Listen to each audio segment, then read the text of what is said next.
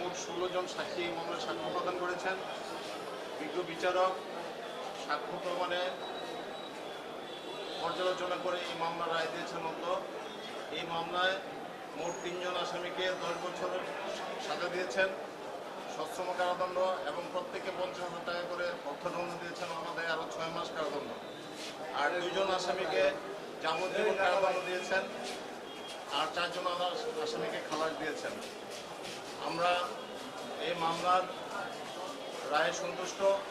আসামি হচ্ছে 17 জন। তদন্তকারী কর্মকর্তা 17 জনের বিরুদ্ধে চার্জশিট দাখিল করেছে বিজ্ঞ আদালতে।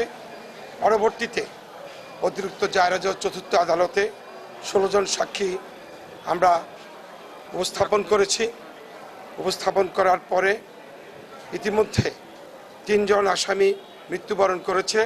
তার মধ্যে আব্দুর রাজ্জাক ভূঁইয়া, তারপরে ইয়াসিন ভূঁইয়া এবং তাজুল ইসলাম, এই 3 জন আসামি ইতিমধ্যে মৃত্যুবরণ করেছে। তার মধ্যে আর বাকি 14 জন আসামি এই মোকদ্দমা ছিলেন।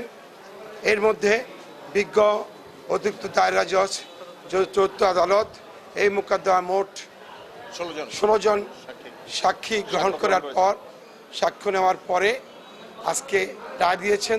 তার মধ্যে 2 জনকে যাবজ্জীবন কারাদণ্ড দিয়েছেন এবং 4 জনকে 10 বছরের সশ্রম কারাদণ্ড, 3 জনকে 10 বছরের সশ্রম কারাদণ্ড দিয়েছেন এবং অনাদায়ে 50,000 জরিমানা, অনাদায়ে 6 মাস কারাদণ্ড দিয়েছেন এবং বাকি 4 জনকে বিজ্ঞ আদালত বেকসুর খালাস দিয়েছেন।